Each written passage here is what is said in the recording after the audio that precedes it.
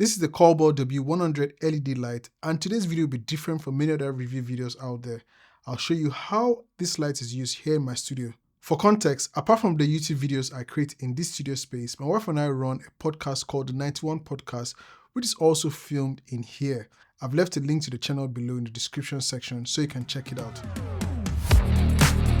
As usual, before we go into talking about the W100, Colbor sent this light in for review, but they are not sponsoring this video. No money changed hands and they don't get to review it before I post to YouTube. None of that's been said. Please don't forget to hit the like button and subscribe if you haven't done so. It helps the gods of YouTube push this content further. Thank you. Now for my current lighting setup here in the studio, there are two Manfrotto auto poles that are hooked along the ceiling. The first auto pole is along the middle of the studio. On this pole, I have the Godox VR150 COB LED light, which is a 150 watt light. Hooked on the VR150 is a 55cm Godox lantern softbox. The light is usually set at about 22%, and this is dependent on how close I am to the light or what camera I'm filming with. Currently, I'm shooting on the Blackmagic Pocket 4K, while the second Manfrotto auto pole holds up what I usually use as headlight or when I'm shooting unboxing videos. So that second auto pole holds up the 𝐬𝐨𝐥𝐥𝐨𝐰 150 bicolored LED matte light. Now, my issue with this setup is that because I usually have the Godox VR150 in the middle of the first pole, and because the size of the VR150 coupled with a 55cm Godox lantern softbox, it's easy for me to bump my head on the softbox and it takes up a bit of space.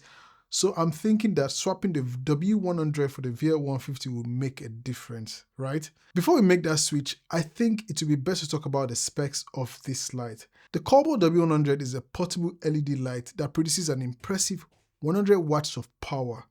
I must say that is super impressive considering its size, and it weighs only 365 grams as it's mostly made of plastic and measures just 157mm in length, 93mm for width, and 43mm for thickness. There's a different variation of this light called W100R, which is RGB. So the one I currently have is the bicolored version ranging from 2700 Kelvin to 6500 Kelvin color temperature and boasts an impressive high CRR of 97 plus. Colbor also promises that the W100 offers a 67,790 lux of 5600 Kelvin lighting at 1 meters when using its flare cup. I've got no instrument to verify that at the moment. In that box, you get a light itself, which uses a mini Bowens mount. I reached out to Colbor to confirm if the W100's mini Bowens mount is the standard one, and the answer was yes. So with this, I can use any standard Bowens accessories. Now, other items in that box are a very long adapter and power cable, the mini Bowens reflector, a softbox called the CP30 that also comes with an air crate, CBO protector, warranty card, and a dome-like light diffuser. Now, the reason I'm switching from the VR150 is just because of size and the fact that I wouldn't worry about bumping my head anymore. Let's do that.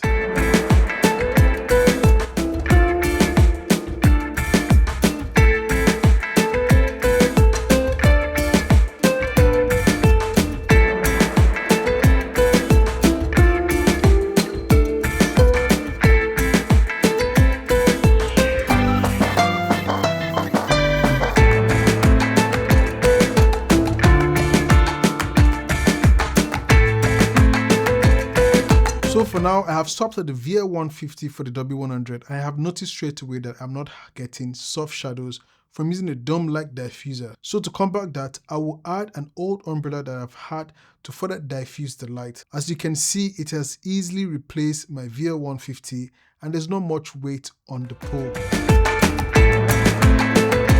Another reason why this swap makes sense is that the VR150 has no mobile app to control the light remotely. Yes, it has the remote, but sometimes you just want to be able to control the light without so much stress. Also, I am unable to reduce the VR150 to less than 10% when using its remote control. It also has no special effects. On what I would do with the VR150, I don't know yet, but I'll probably just store it away. As you saw, rigging the W100 was quite easy and fast. I currently have it set at about 50% brightness. There are several mount options at the body of this light. You can mount it in portrait mode or horizontally, which I currently have it in. And please don't mind the look of the umbrella. I won't be changing it anytime soon. With some parts of it broken, it has helped in easily sliding through the small gap between the pole and the ceiling.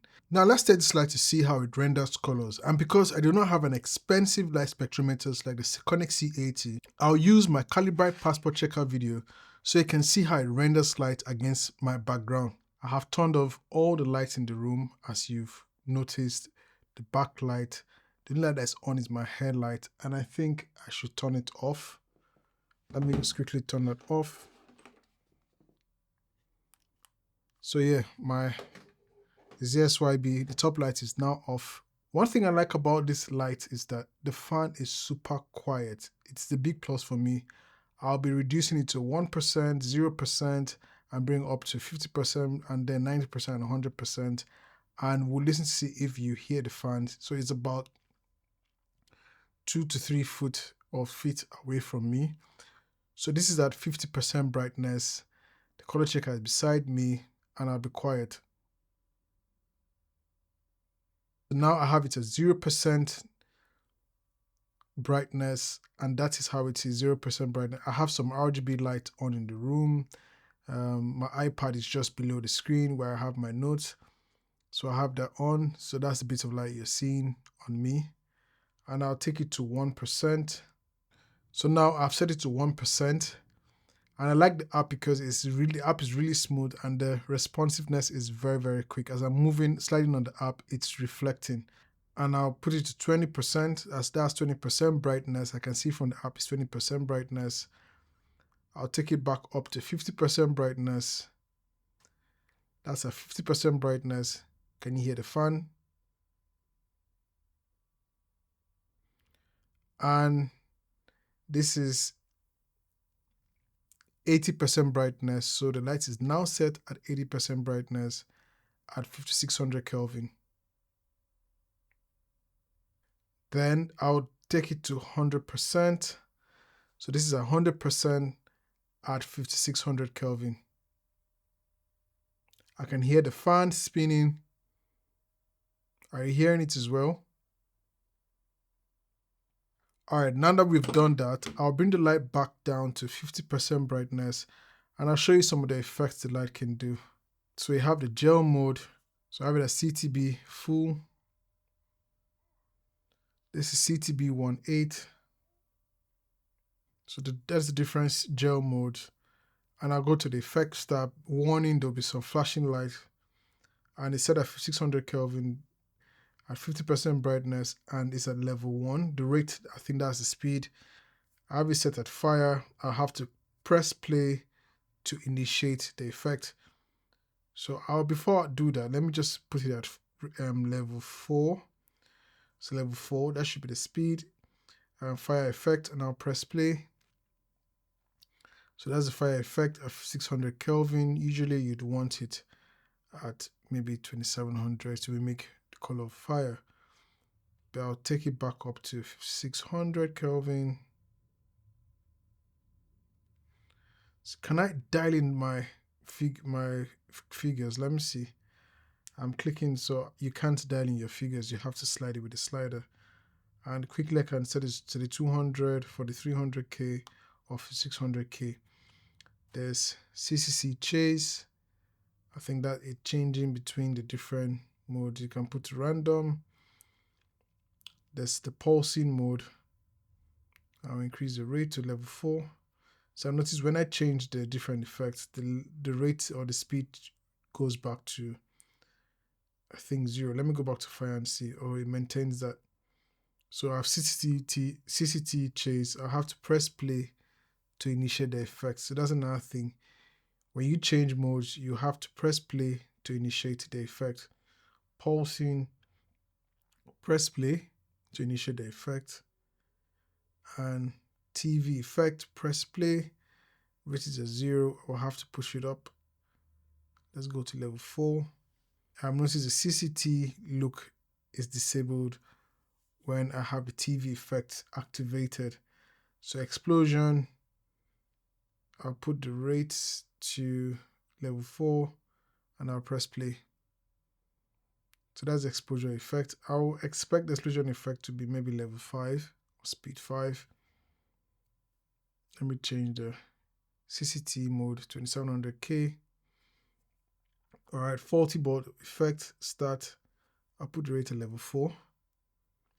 There's also welding. Push the level to level 5. Press play. So that's a welding effect. There's strobe, level 4. I didn't play. I'll play that. There's lightning, put it at level 4. And there's SOS, standard SOS. So that's it for the test. What do you guys think about the light? It says it's 5600 Kelvin. I have to just make sure.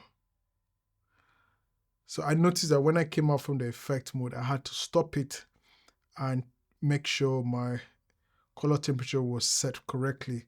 So that's another thing you need to take note of. Hopefully it's possible that when you move from CCT to gel or to effect, everything resets. So that if you're in effect and you want to go back to CCT mode, it goes back to the previous setting the color temperature was set at, which I noticed the light wasn't the same color temperature before I went into the effect mode. So probably firmware upgrade can fix this.